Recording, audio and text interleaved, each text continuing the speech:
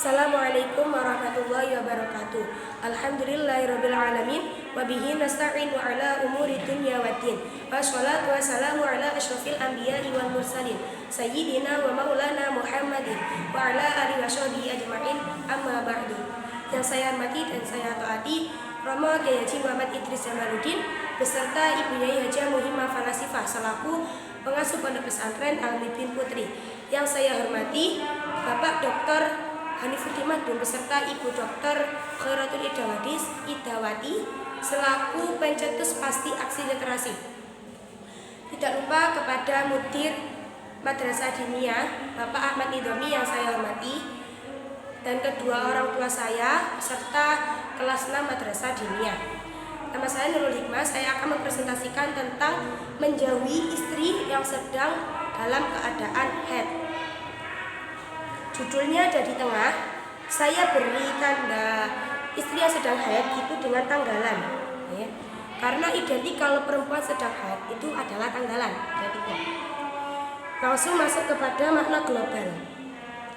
Apakah harus menjauhi istri ketika istri sedang haid? Jawabannya iya. Karena apa?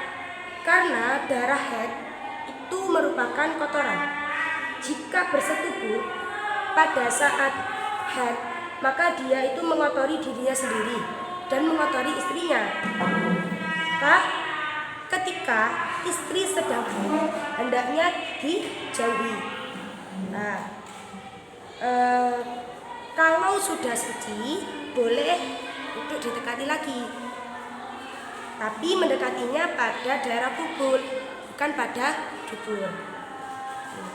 Di ayat tersebut itu terdapat penjelasan bahwasanya suami istri itu hendaknya kalau bercocok tanam itu pada anggota yang lazim. Nah, hanya kubur saja kalau mau bercocok tanam itu, nggak boleh pada dubur. Suami itu diibaratkan sebagai penyiram. Kalau istri diibaratkan sebagai tempat bercocok tanam. Hendaknya si suami menyirami tanamannya itu dengan baik agar tanamannya itu tumbuh dengan baik. Lanjut ke asbabun nuzul. Asbabun nuzul yang pertama itu hadis riwayat dari Anas bahwasanya orang Yahudi bersama istrinya yang sedang haid. Orang Yahudi di sini saya beri tanda Unilever karena Unilever itu merupakan salah satu produk dari Yahudi. Yahudi beserta istrinya ketika istrinya sedang haid itu mereka makanannya disendirikan. Nih, makanannya disendirikan. Begitu juga rumahnya. Lalu setelah kejadian Yahudi ini turunlah ayat surat Al-Baqarah ayat 222 yang mana Nabi Muhammad menyuruh mereka untuk tetap bersama ketika istri haid, tapi yang tidak boleh itu hanya bersetubuh saja. Tuh. Namun Yahudi ini ingkar atas hal itu.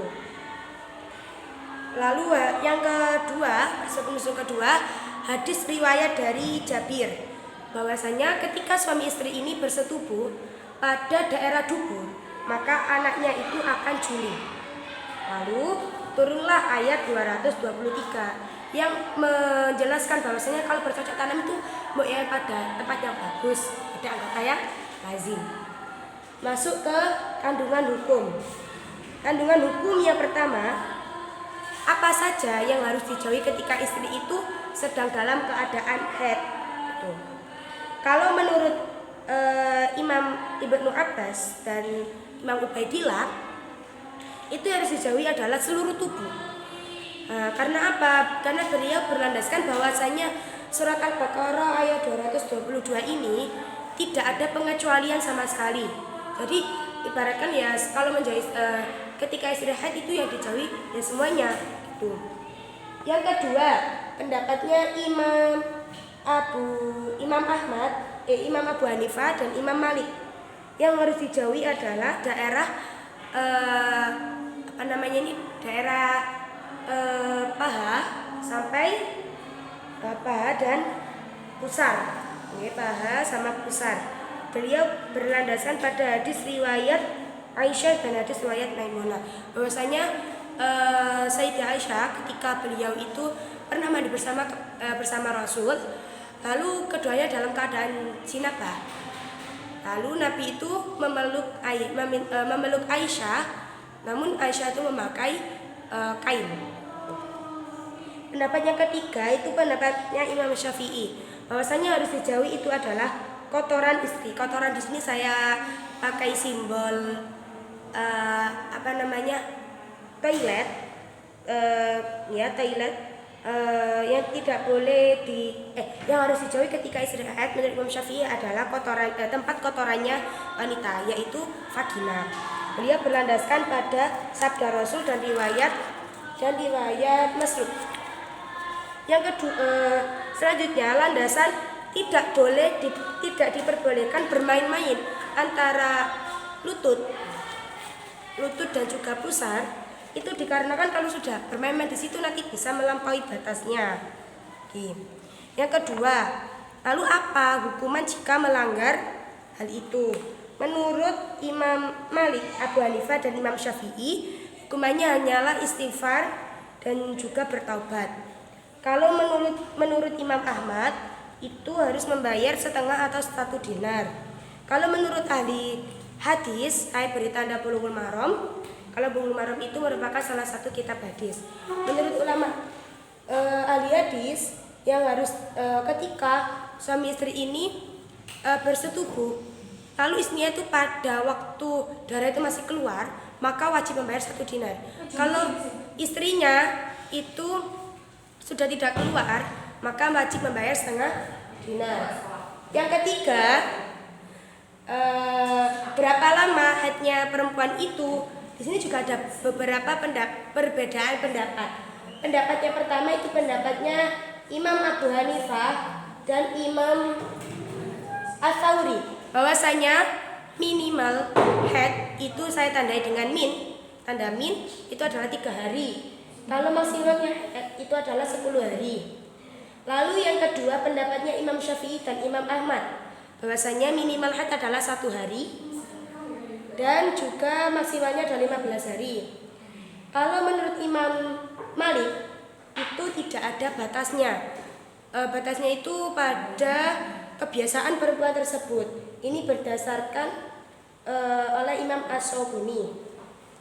Yang keempat, kapan istri yang haid itu boleh didekati? Nah, yang pertama itu pendapatnya Imam Hanafi. Kalau haidnya itu berhenti sebelum 10 hari, maka boleh langsung dikumpuli tanpa harus mandi. Kalau lebih dari 10 hari maka harus mandi dulu. Yang kedua itu Imam Malik, Imam Syafi'i dan Imam Ahmad, bahwasanya kalau sudah suci ya harus mandi dulu. Yang ketiga pendapatnya Imam Ats-Tsauri dan pendapatnya Imam Mujahid, bahwasanya yang wajib disirami hanya kuburnya saja, lalu berwudu. Perbedaan pendapat ini itu karena pada ayat tersebut, surat Al-Baqarah 222 itu ada lafaz hatta yatuhurun sama faida tatoharna. Tuh. Terus yang terakhir, hukum terakhir, apa saja yang harus dijauhi ketika ia sedang haid? Yaitu yang pertama sholat, puasa, lalu tawaf, berdiam diri di masjid, lalu ini menyentuh Al-Quran dan bersetubuh.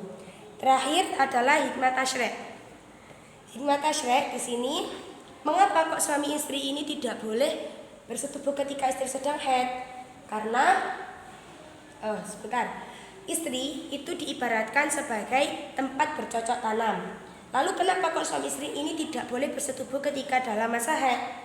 Yang pertama, istri ketika dalam haid itu diibaratkan orang yang sakit, seperti orang yang sakit. Yang kedua, ketika istri haid itu adalah masa di mana ia membuang sel-sel telur yang tidak hasil untuk dibuahi. Yang ketiga, kalau dalam kondisi haid, istri itu sedang dalam keadaan lemas. Lalu kalau secara medis, kenapa suami istri ini tidak boleh bersetubuh ketika istri sedang haid? Karena ketika suami istri bersetubuh, maka haid dan juga maninya suami itu akan bercampur jadi satu, lalu bisa menjadikan penyakit bengkaknya rahim. Sampun, cukup sekian dari saya, semoga bermanfaat. Wassalamualaikum warahmatullahi wabarakatuh.